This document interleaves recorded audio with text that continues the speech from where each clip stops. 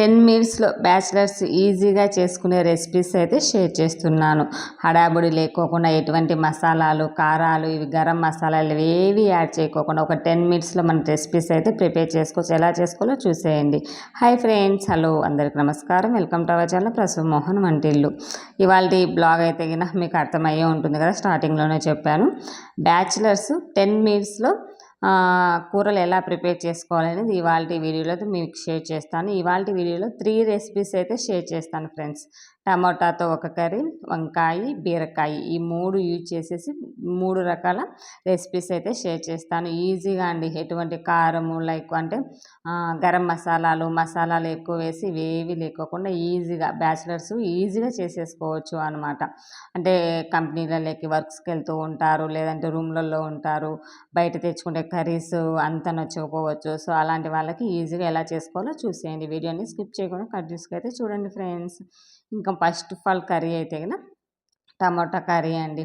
ఈ టమాటా కర్రీ మనం చేసి పెట్టుకున్నామంటే 1 మంత్ వరకు స్టోర్ ఉంటుంది, హ్యాపీగా తినచ్చు అనమాట. ఇందుకోసం అయితే ఆనియన్స్, టమాటా మెయిన్ ఇంగ్రీడియంట్స్ అయితే ఇవే అనమాట. టమాటాలు వచ్చేసి మంచిగా మాగినీట్ తీసుకోండి. మాగినీట్ అయితేనే కొంచెం టేస్ట్ బాగుంటుంది, కలరు బాగుంటుంది.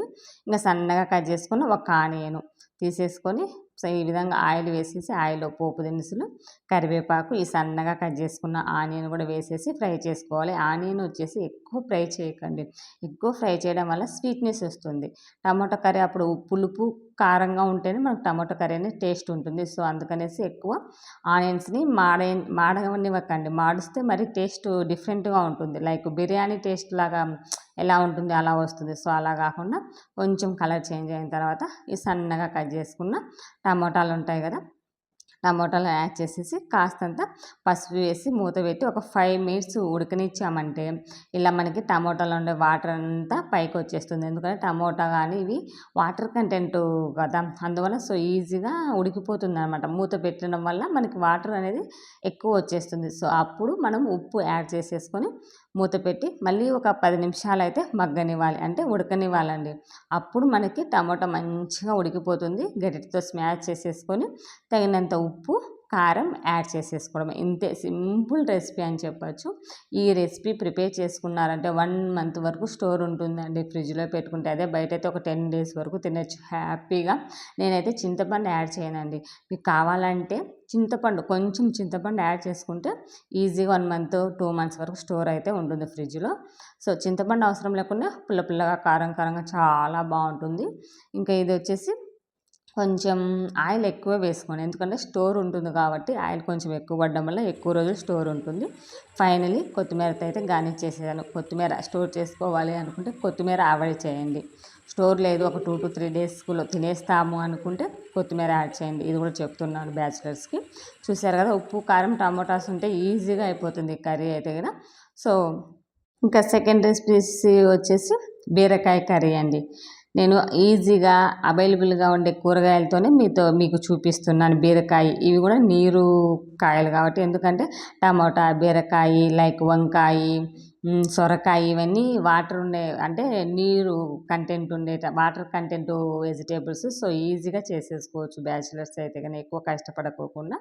నేనైతే కానీ 1/2 కిలో బీరకాయలు తీసుకొని సన్నగా కట్ చేసుకున్నాను. టమోటా అండ్ ఆనియన్ ఇవన్నీ సన్నగా కట్ చేసుకొని పక్కన పెట్టేసుకొని ఒక కడాయి తీసుకొని అందులోకి తగినంత ఆయిల్, పోపు దినుసులు, కరివేపాకు, ఆనియన్స్ అయితే యాడ్ చేశాను. ఇంకా ఈ బీరకాయలో కొంచెం ఎక్కువ శనగపప్పు కూడా యాడ్ చేసుకొని కర్రీ చేసుకుంటే చాలా బాగుంటుంది. సో మీకు ఇష్టం ఉంటే ఎక్కువ కొంచెం మరీ ఎక్కువ అంటే ఎక్కువ కాదు, ఒక గుప్పెడంతా శనగపప్పు యాడ్ చేసుకోండి సరిపోతుంది.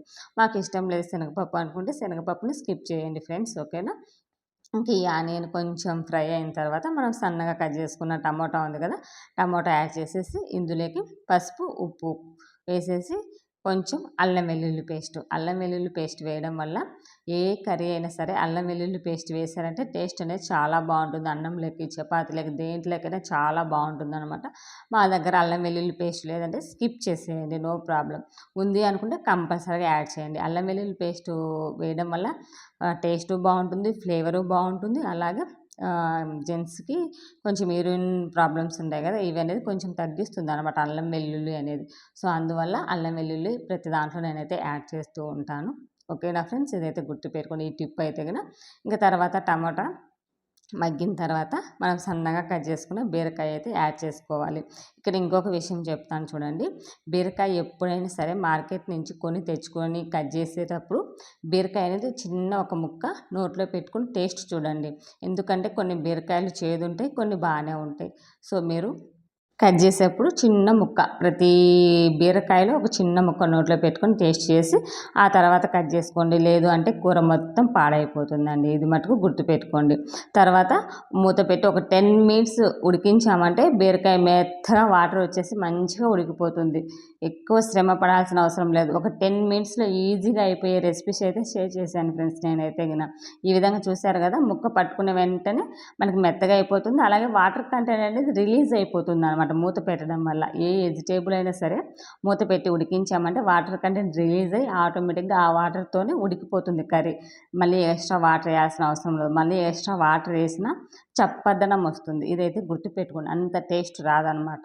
ఈ వాటర్ కంటెంట్ ఉన్న వెజిటేబుల్స్కి ఎక్స్ట్రా వాటర్ యాడ్ చేస్తే చప్పదనం వస్తుంది. ఈ టిప్ గుర్తుపెట్టుకొని ప్రతి ఒక్కరూ. ఇంకా తర్వాత తగినంత ఉప్పు, కారం ఉంటే మీ దగ్గర ధనియాల పొడి వేసుకోండి. లేదంటే అది కూడా స్కిప్ చేసేసి ఓన్లీ ఉప్పు, కారం, కొత్తిమీర వేసేసుకొని దింపేసుకోవడమే. చపాతీలోకి వేడి వేడి అన్నంలోకి కలుపుకొని తింటే ఉంటుంది చూడండి. అసలు ఎటువంటి నాన్ వెజ్ కూరలు కూడా అవసరం లేదండి.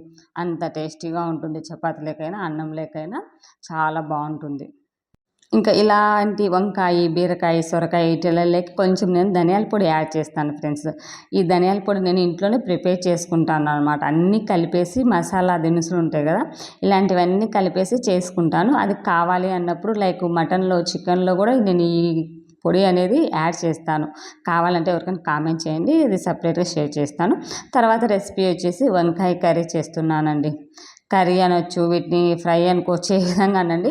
బట్ నేనైతే కర్రీలోకి, అన్నంలోకి, చపాతీలోకి అన్నిటిలోకి యూజ్ అయ్యే విధంగా అయితే మీతో షేర్ చేస్తున్నాను.